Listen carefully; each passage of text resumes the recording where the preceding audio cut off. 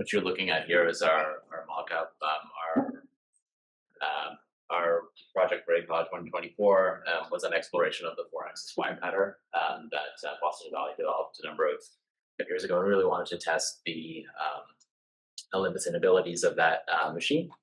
So what you're looking at here is a custom profile, and really trying to work at as fine a detail as we can, exploring the ability of that wire cutter to cut and add detail, texture, refinement to the cut edge. People online here. We don't know. Can you hear us?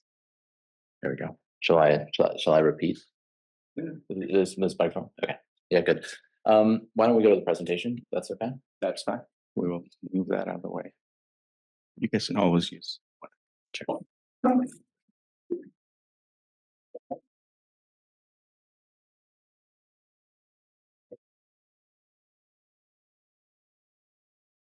Great. It's a pleasure to be here. Just such a pleasure to be part of this architectural assemblies workshop. Good. Yeah.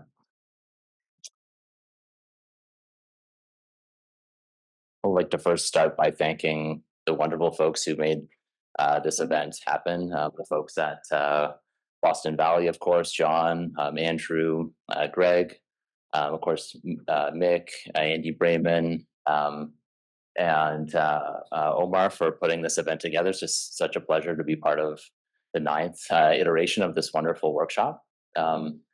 It's such an amazing legacy of projects over the years, projects that have explored the form of terracotta, texture, glaze, and also explored technical qualities, right? Looking at the engineering of terracotta, even projects that have used this as a forum to explore the application of terracotta on built projects. And that, in some ways, we're thinking along that lines as well. Just a few quick words about Superkül. So we're an office of about 38 staff, including architects and interior designers. We're based in Toronto, Canada. We work across a range of scales and typologies. We're probably best known for our work in housing of all shapes and sizes. So everything from beautiful private cottages, like you can see on the top here, through to mid-rise urban infill projects, and all the way up to large multi-unit projects on complex sites. We also work in commercial and higher education sectors. On the top is an image of offices we completed for Universal Music Canada, repurposing some chairbacks from a famous concert venue in Toronto. And on the bottom, an image of a recent renovation at Canada's largest academic library at the University of Toronto. We're also working on a fun and challenging project right now, which is nearly completed, a renovation of one of the levels of the CN Tower, the outdoor observation deck. I'm happy to talk to anyone a bit about that after. It's been a fun one. But first, a shout out to our team. So a number of key people involved in this project. Ben Salins was instrumental in bringing ACAW to our office, and also in the design and development of our concept. Supported by Kate and Andre, and of course Nick, who you've all met during this process, was instrumental in kind of realizing the mock-up and putting it all together. So yeah, great team here. Our concept, as I mentioned, was really to take advantage of the 4-axis wire cutter, this amazing machine that Boston Valley created, and meld that wire cutter, blend it with the efficient and kind of tried and true TerraClad system. So kind of work with a kind of a known system and really focus in on what we could do with the wire cutter and exploring how to add a pattern, be that nature inspired or geometric patterning, to terracotta tiles as a way to both add kind of refinement and detail, and also to create a kind of a play of shadows on the tiles. And from the beginning, we were interested in developing this as a scalable approach. We had in the back of our minds a possible project that this could work on, and so set about developing our modeling processes and everything so that we could deploy it on a larger building, as well as focusing in on the mock-up. So starting with some precedent images, we use a lot of natural materials in our projects, as I'm sure many of the firms do. And I just love the kind of patina and signs of time that show up in materials, whether they be wood or bronze or terracotta or brick, to Alex's point earlier. Just a lot of that kind of how materials change and evolve over their lifespans. And so some modest examples here of marble columns. On the right, an image of a very porous limestone, just as it kind of evolves over time and eventually needs to get maintained and replaced. We also looked at patterning in other clay systems.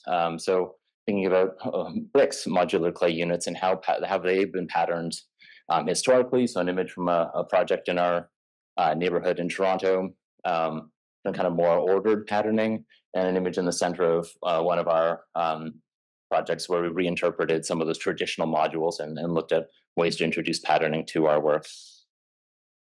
And of course, we were inspired by the kind of amazing detail and refinement possible in terracotta. We've all now seen and admired the Guarantee building, just that extraordinary level of detail that you can get in this material.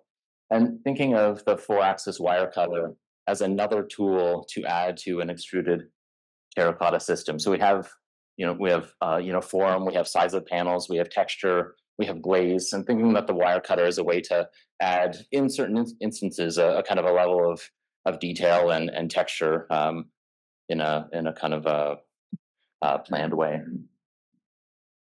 So from the beginning, we started with a few concepts and narrowed it quickly down to developing a profile that gave us a good canvas to work on.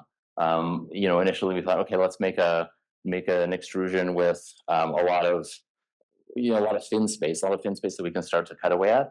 And we also thought, okay, we need to start thinking about where we're going to make these cuts and how we're going to decide to do that. We cast a bit of a wider net and started looking at different forms for the extrusions and testing, doing kind of crude tests about how cuts would perform on each of those. We looked at a quite chunky, we called them the ducts, and just how cutting away would reveal the core or kind of allow for bigger, wider cuts. We looked at some narrower profiles and just investigating, in a very early sense, how they could be modified with the wire cutter. We worked with the folks at Boston Valley, and in particular, to really refine the profile, learning the intricacies of wall thickness and where the web should go. I think one of the biggest things we learned in this process is to make an asymmetric extrusion like this, or a particularly asymmetric extrusion, you need to think about supporting that piece when it's wet, when it comes out of the extruder. And so these blue lines represent support legs that are extruded with the tile that have to be then cut off and snapped off by hand after the tiles are fired. All the while, of course, we're testing these profiles and looking at how they pattern out on the scale of the mock-up and the scale of a building, looking how light falls on them. We refined the profile, really dialing in the dimensions of it, the shape of it, the angle of it, finally landing on a final profile that addressed a couple of things. One, realizing that support leg, again, these blue dashed lines here, we're going to leave a sign, almost like a scar on the back of the tile when they were snapped off. We introduced some other ribbing on the back to kind of hide that in a sense. We also realized or learned that extruding an asymmetrical extrusion meant there would likely be a curvature, and so to control that, we needed to think about a mirrored symmetrical die where both tiles were co-extruded with a knockout in the middle. This obviously influenced how we were able to cut the tiles. To develop the pattern design, we created a Grasshopper script that both allowed us to lay out the array of tiles on our surface, the mock-up and kind of building scale, build out all of the mock-up substructure, all the supporting rails, and then really to develop the pattern design. So working from the pattern itself, of course, to all the cutting, and then finally to creating all the tool pathing and tagging that had to go on. In terms of the pattern design itself, we wanted to create a way for us to kind of metaphorically paint on the building facade. So where we landed is a series on the left here, a system where we could create a series of points and give all those points a weighting, which would then determine which areas of the tiles would be cuttable, right? So thinking of the range of possible points to cut and then kind of narrowing those down. And then filtering that list and selecting from that list to allocate locations to either large cuts or to medium cuts or small cuts. And so what you can see on the right is that kind of a graphic representation of that filtering and allocation of cuts. And of course, as we move, if we decided we didn't like it and wanted to move the points around to have more density, we could manipulate these points and kind of adjust in a kind of a graphic and intuitive sense of what the result was going to be. From there, we did many iterations, looking at different shape, size, location, size, and depth of cuts, working through many iterations, looking at them at both kind of small and large scales. And we got to a point where we realized really, to this point, we were only taking advantage of 3 axes of the wire cutter. All of our cuts were normal to the fin of the tile. And we thought, you know what, we can bring rotation into this. And so we refined our script further and kind of took advantage of that. And I think all the while learning from Andrew particularly that there were certain other constraints we had to dial into our cutting plan. And we ended up kind of restricting cuts to this area shaded in orange. And that is because really 2 things. One primary one is that we realized that cutting beyond that point would mean the wire would pass through the support leg at the same time as it would pass through the fin, or you basically get differential results. You get differential drag as the wire is trying to push through more clay, when it starts dipping into the leg, and that would produce unexpected results. We get some jitter or snap back. The wire is a real physical thing with tension. So limiting to that orange area meant we were working in that fin area only. I think the second thing was learning about the angle of attack, and knowing that was something we had to consider, that there's a certain force that the wire has to use to push into the tile to get a clean start and a clean end. Does that really influence the development of the shape of the cuts? And that's what you can see on the mock-up. So once we dialed those things in and built in the ability to control rotation, then select out angles and kind of clean up the range of options, we iterated again and landed on a final pattern for the mock-up that includes both tiles that are uncut. So there's a handful in the top corner that are fully intact. Some tiles that are completely cut, so almost every single surface has been modified or shaped. And of course, in the middle, a range of tiles that have modifications at starts or ends or middles. This allowed us to kind of see the range of possibility in this process. From there, we worked on tool pathing. So we knew where we wanted the cuts to be. We knew the angle of them. We knew the size of them. The question was, how do we connect all these individual things together into a path that the machine can understand and cut? And so we worked on the script to link all of these pathways into a line for the wire to go through the tile. Where we landed was 3 different tool paths for each tile. A path on the left in the pink that cuts all of the smallest cuts together. A path in purple in the middle, cutting all the medium-sized ones, and a path cutting the largest ones. And of course, we composited these all together and labeled them so that we could share this with Boston Valley to test, and then ultimately cut the tiles. Oops. Also, as a final check, we visualize the kind of cylinder of the wire cutter and checked it against the extrusion just to make sure as the wire cutter was moving around the tile to cut this side and then following the left side, that it wasn't going to hit or interfere with the tile as we went through. So just making sure the tolerances were built in there. In parallel to this, we looked at glazes. Initially, we started out wanting to explore metallic and darker glazes. We just loved some of the projects that had been done in ACAW in past, and also built projects using those glazes. And we looked at how those glazes would interact with the cut edges, whether we would, lightly glaze them, whether we try and fill those cuts with glazes, whether we would accept a bit of, overspray onto those, or whether we wanted the cuts to be exposed. I think understanding that the body, the clay body this year was going to be a bone color, we pivoted to a lighter color glaze and worked with Andy to kind of to fine tune that, right? To find a relatively thin off-white glaze that worked well with the bone body and worked well to highlight the cut profiles. Worked through a number of runs of samples. Again, just looking at how the glaze would work with the cut edge. And it's been really a pleasure to see how that manifested in the mock-up. There are cases where the glaze does wrap onto the cuts depending on their angles, and others where it's unglazed. And that kind of delicate play of glazed or not glazed, I think, worked out really well in the final production. So I think as everyone here that participated, day one was pretty exciting.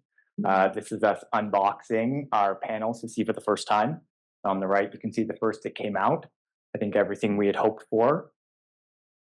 So our first day was really a prep day. We choose to use the clip and rail system that Boston Valley Terracotta uses. We got a wonderful tour through their shop. And as part of that, they showed us how this clip and rail system works and kind of made clear that, the success or failure really dependent on the sort of accuracy of how you get up this clip and rail system. So we took our time on our vertical Z-girts, which could have insulation added. We chose not to add them for the purpose of the mock-up, but that's what those are there for, getting our horizontal space correctly, and then a dry fit. Now, we chose a radial portion of our facade, and each of the rails is straight. So in this dry fit, we figured out that we actually need to push the fins that sit along the angle closer together so that we get a nice radial pattern. Once we were happy with it, we locked them in and went up. So here you can see us progressing through the build, installing the final pattern on the right-hand side, making sure everything looks great. We're really happy with it. So we had produced a set of part numbers through our Rhino script.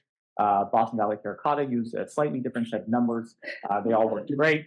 Now, you can see something on the left-hand side of the screen, which is maybe not meant to be there. As with any little build, you figure out some problems.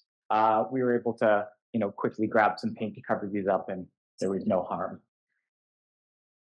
Here we can see the close-ups of what is really the kind of detailed portion of this mock-up. I want to kind of point out that we have on the left-hand side, we have two cuts there, but they're a little bit indistinguishable from each other. In the center, we have areas where we're a little bit more happy with that angle of attack and depth to get that kind of fine grain of detail. And actually on the right, we want to point out an area where we've intersected with the support rail, and actually we have a little bit of chipping as a result from that. And this is all to say that this is very much a mock-up, and we think that dialing in this process of exactly how we use this 4-axis wire cutting tool can continue to be improved as we develop the systematic approach.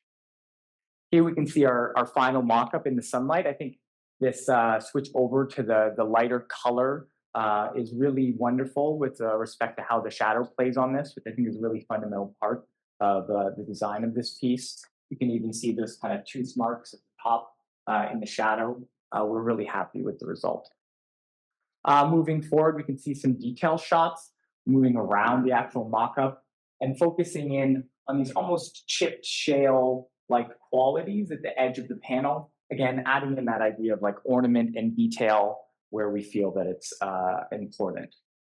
So here you can see it on a hypothetical, well, an actual, but a hypothetical facade for a boutique hotel where we have a section of straight wall and radius wall, and you can start to see some of this erosion or specificity that we see on the left-hand side. Our lessons learned, the value of expertise. Working with Boston Valley Terracotta was incredible. Our ability to develop kind of custom product in the time that we were able to is really dependent on their level of expertise and collaboration. The right tool for the right job.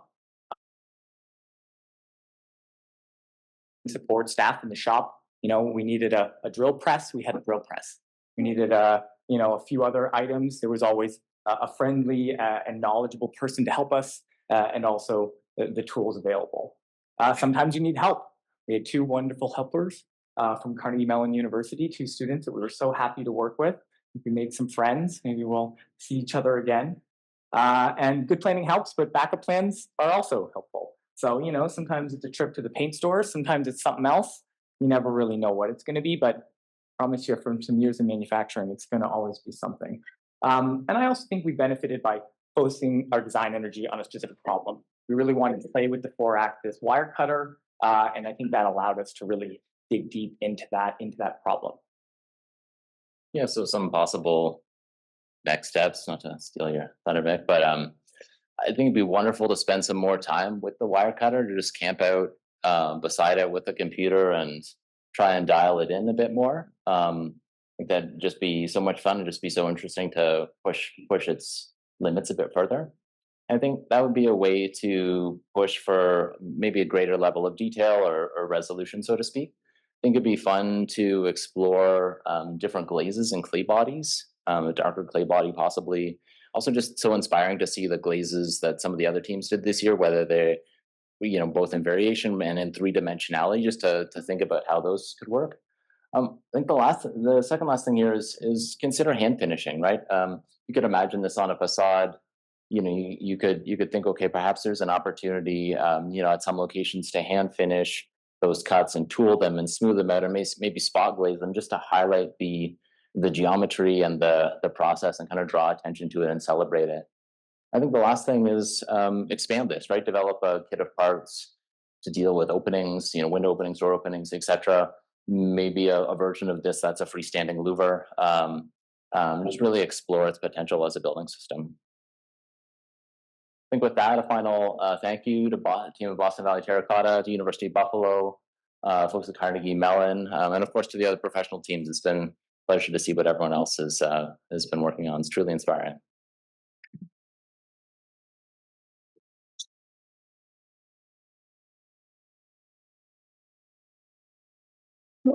Okay, questions? I'm going to go this way.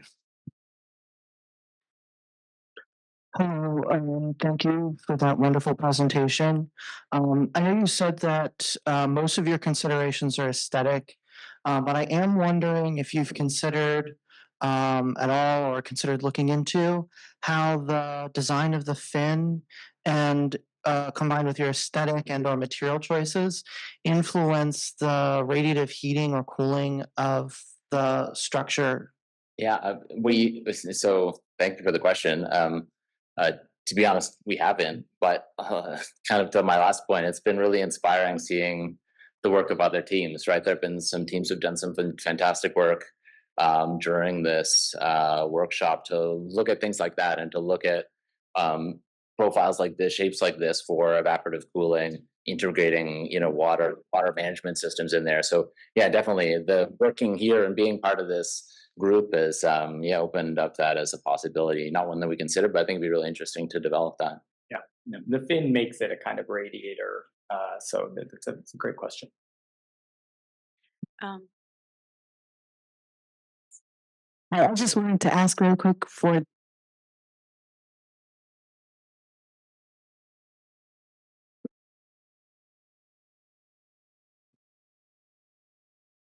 Get you another one. I was just curious if when you were using the wire cutter, if you did it in one long extrusion and then cut to length, or if you cut to length and then did your wire cutting. That's a good question. I think the answer, Andrew can correct me if I'm wrong. I think the answer is, sure, I'll just repeat the question. So your question is, what were the extrusions cut as one really big long extrusion, or were the individual units cut to the, you know, give or take 3-foot length before they were cut? I think the answer is yes, they were cut to individual lengths and then cut. And then of course, each piece had to go through the machine 6 times, right? Because it's a symmetrical piece and it was cut while it's wet. So cut all the smalls, cut all the mediums, cut all the bigs, and then do the same on the other side. So it kind of goes back and forth through the CNC conveyor, yeah.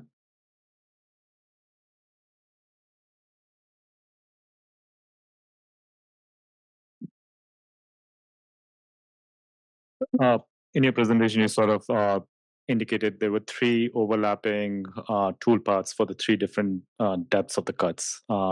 Were the cuts sequential, or did you sort of generated one code to kind of do everything in one pass? We thought about that and racked our minds at how to develop a tool path that would go back and catch them all. A lot of the cuts overlap, especially between cut sizes. And so at the end of the day, I think for simplicity and knowing that this was a small run, we kept them separate, right? So the small cuts are cut separately, and then there's another path for the medium and then for the large. I think long term, certainly if this was larger production, you'd definitely figure out a way to keep them all together and figure out how to loop back and do everything you needed to do in one go. Okay, one more back there. Let me see if I can get this to you.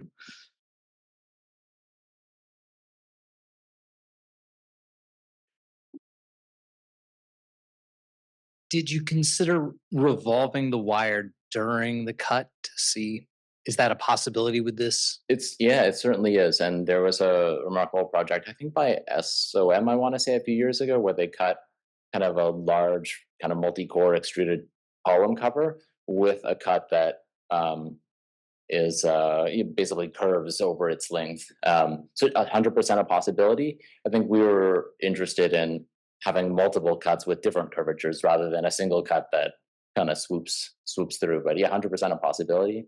It's amazing what the machine can do. Thank you. Okay, thank you very much, guys.